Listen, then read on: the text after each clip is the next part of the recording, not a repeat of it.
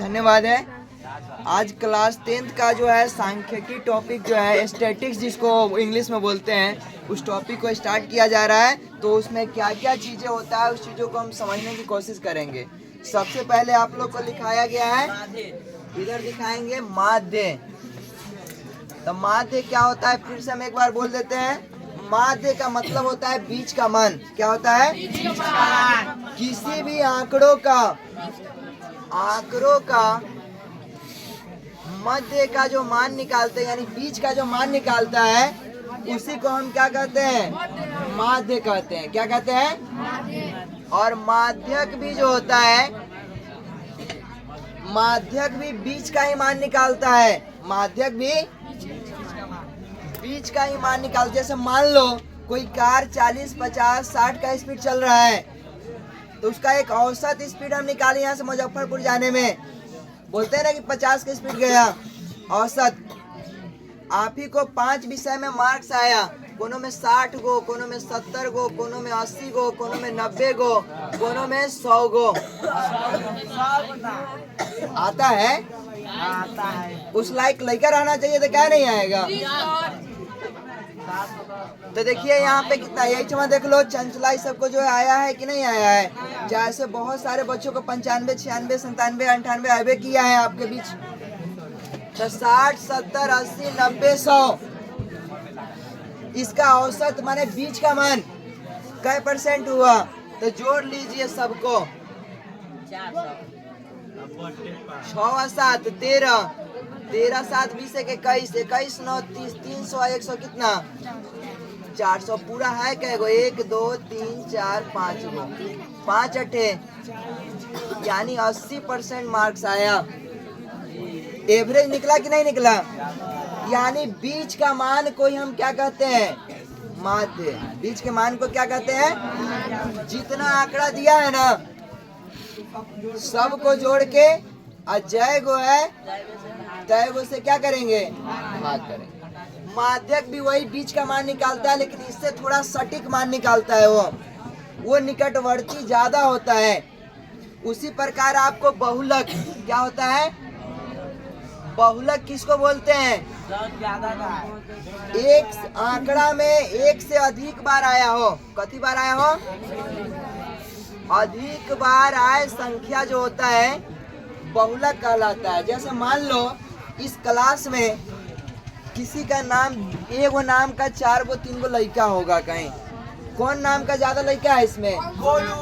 कौन नाम के? अंशु नाम के। तो अंशु नाम के 4 लड़की है। तो बहुलक क्या हो जाएगा? अंशु हो जाएगा।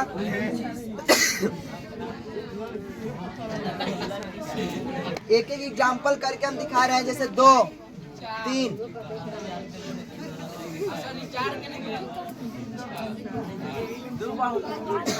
इसमें बहुलक कौन है?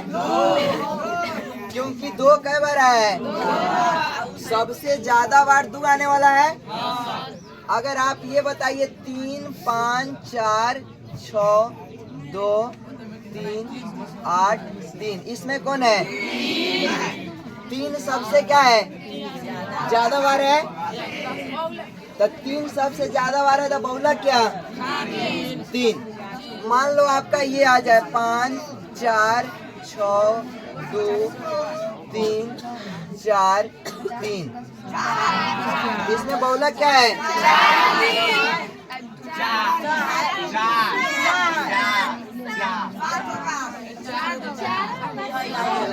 देखो बहुलक का मतलब होता है जो सबसे ज्यादा बार आया है। बात को हमारा सुन लीजिए। ये में सबसे ज्यादा बार 2 लग रहा है कि 2 बार आया है? ये हो गया। इसमें सबसे ज्यादा बार हम देख रहे हैं कि 3 जो है सबसे ज्यादा टाइम आया है, तो 3 हो गया। इसमें देखो तो 4 भी 2 बार आया है और 3 भी 2 बार आया है। तो बहुलक 4 भी हो जाएगा और 3 भी हो जाएगा, क्योंकि दोनों ना है आया इतना बार। तो ऐसे ऑब्जेक्टिव में बच्चे गलत कर लेते हैं। अगर मान लिया अंशु नाम के कोई बोला 4 गो लड़की है, अब मान लो कोई और है, प्रियंका नाम के अगर 5 गो लड़की है, मान लो हम कह रहे हैं मैथ का स्टूडेंट है तो मान लो है, तो प्रियंका नाम के 5 गो लड़की है, तो इसकी बारंबारता क्या होगा? 5। क्या होगा? हमारे हाथ में मार्कर है, एगो कंपनी का एगो है, एक अन्य कंपनी का 2 गो है, तो ये वाला बारंबारता हुआ कि ये कंपनी का मार्कर जो है इस कंपनी के मार्कर से संख्या में ज्यादा है, एक कंपनी का 2 गो है ये, तो ये क्या हो गया? ये जो है मार्कर जो है छोटा मार्कर, इसका बारंबारता हो गया। ठीक है, अब देखिए बहुलक तो समझ में आ गया, जो सबसे ज्यादा बार आया हो, अगर 2 संख्या ज्यादा बार आया, अगर 2 संख्या 5 बार आया है तो वो दोनों संख्या होगा। अगर मान लीजिए आपके पास ऐसा है आंकड़ा 5 5 5 4 4 4 3 3 3 3, तो इसका क्या होगा बारंबारता? तो इसका बारंबारता का आंसर होगा 3। काहे? सबसे ज्यादा बार कौन आया है? 2 गो संख्या कब होता है? जब 4 भी 2 बार आया हो और 3 भी 2 बार आया हो, तो दोनों आया है अधिक बार, लेकिन दोनों 5 बार हुआ है, तो 5 बार हुआ है, तो वैसे कंडीशन में बारंबारता वो दोनों संख्या हो जाता है। समझ में आ गया? अगर ऐसा बहुत बार आया, देखो यहाँ 5 भी 3 बार है और 4 भी 3 बार है, लेकिन 3 4 बार है, तो सबसे ज्यादा बार कौन आया है? तो यहाँ पे बारंबारता क्या हो जाएगा? यहाँ तक किसी को कोई डाउट नहीं है? माध्य अगर कहेगा तो सबको जोड़ देंगे और जय गोया तय से क्या करेंगे? भाग कर देंगे। क्या कर देंगे? अब चलिए इतना बात तक सबको समझ में आ गया। अब इधर दिखाइए क्या है? अवर्गीकृत आंकड़ा, ये 2 तरह से बनते हैं, जो भी इसमें पढ़ना है। माध्य, माध्यक, बहुलक और एगो परिसर छूट गया आपको। मान लो 50 है, 40 है, 10 है, 10 है, 20 है, 30 है, 10 है। आंकड़ा को देखिएगा ध्यान से। अब इसमें देखिए, आपको अगर आपसे माध्य पूछ ले तो सबको जोड़ देंगे। 50, 40, 10, 10, 20, 30, 10। है कै गो ये पूरा? 1 2 3 4 5 6 7 गो। 50 40 90 10 100 110 130 30 60 और 10 70 170 170। अब बट्टा कितना? 7। 7 से काटेंगे, 7 दूना 15 16 17, 3 बचेगा, 3 पर 0 30, 7 चौका 28, कितना बचेगा? 2, 2 पर 0 20, दशमलव, तो 7 दूना 14, 6 बचेगा, 6 पर 0 60, तो 7 8, ये आपका माध्य निकल गया। क्या निकल गया? अब देखिए माध्यक, क्या लिखिए? माध्यक के लिए हम क्या करेंगे? पहले उसको देखो, आपको बताया गया है कि आंकड़ों को आरोही या अवरोही क्रम में सजा लेंगे। कथी को? आरोही पढ़े होंगे, असेंडिंग या डिसेंडिंग, बढ़ते या घटते क्रम। तो सबसे में छोटा कौन है? 10। 10 कै गो है? उससे बड़ा कौन है? 20। उससे बड़ा 30 से बड़ा 40 से बड़ा। सबको लिख लिए? कौन सा क्रम में है? आरोही क्रम में है। कौन क्रम? अब देखो n का मान सम है कि विषम है? कै गो है? 7 गो। तो 7 कथी होता है? सम की विषम? नंबर ऑफ टर्म देखेंगे कै गो, उसी के आधार पर सम विषम होता है। ये ना कि संख्या सम विषम से मतलब नहीं है कि कै गो है, 1 2 3, तो 7 गो है। तो 7 क्या होता है? विषम होता है। तो विषम आंकड़ों के लिए माध्यक का अलग सूत्र है। क्या है? n+1/2 fraction.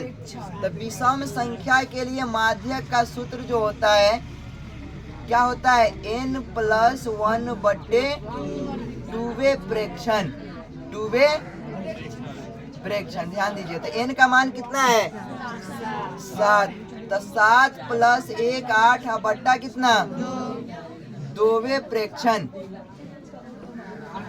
7 1 8, 8 2 से कटेगा तो कौन 4वें फ्रैक्शन। बहुत बच्चा क्या करता है यहीं तक छोड़ देता है। 4वें फ्रैक्शन का मतलब है नंबर ऑफ टर्म। चौथा टर्म पर कौन आ रहा है, पहला, दूसरा, तीसरा, चौथा टर्म पर कौन है 20।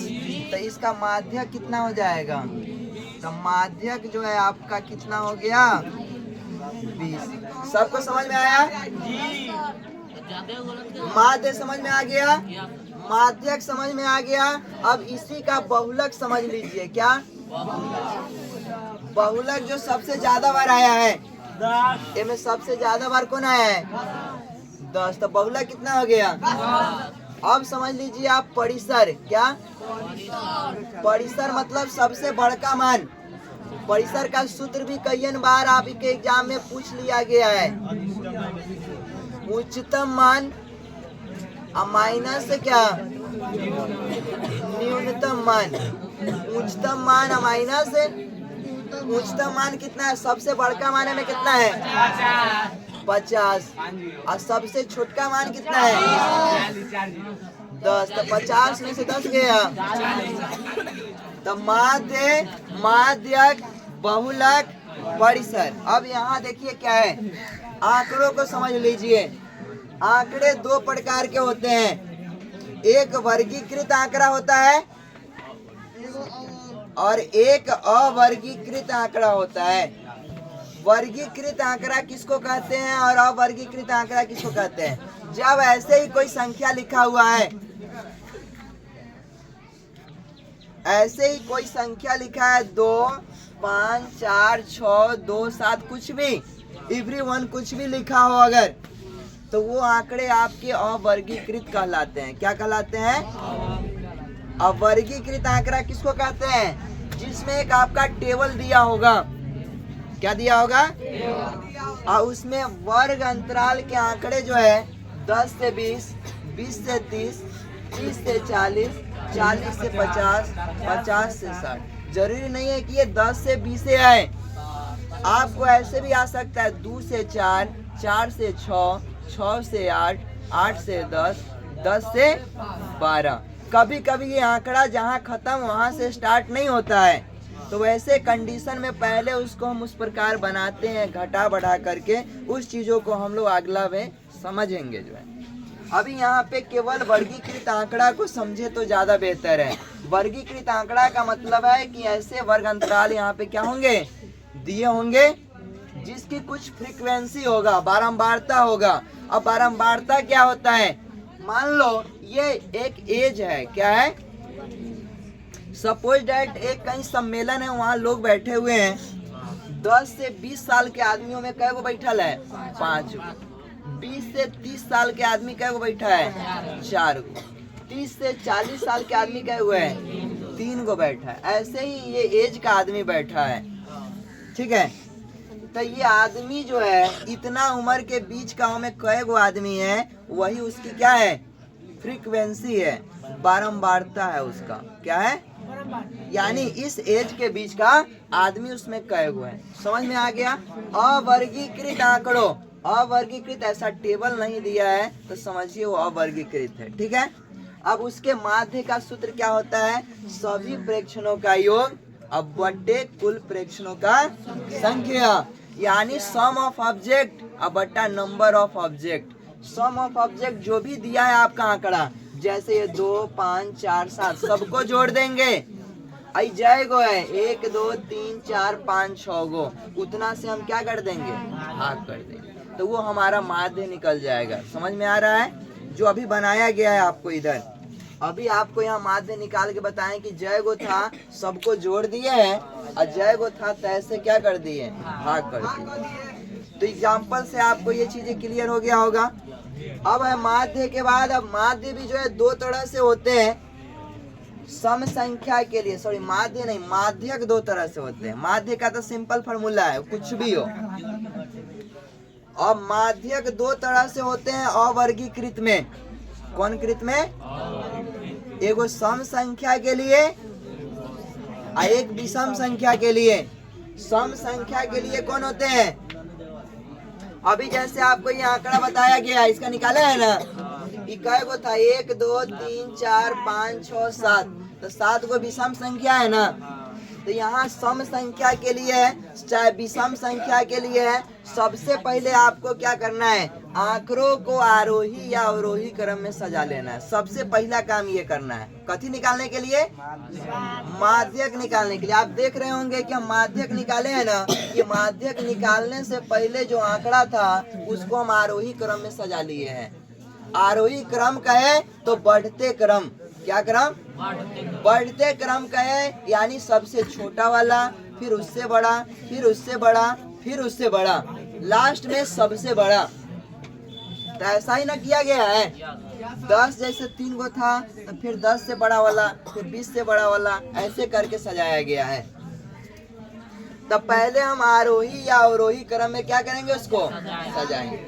उसके बाद देखेंगे कि n का मान सम है या विषम है। तो यहाँ आपका विषम आया है 7 था। अगर 8 आता तो सम हो जाता, 8 आ जाता था सम हो जाता। अब देखिए n का मान सम है, तो सम के लिए माध्यक का क्या सूत्र होता है? समझिएगा ध्यान पूर्वक। n/2a और n/2 प्लस 1 प्रेक्षण का माध्य। इसका मतलब क्या हुआ?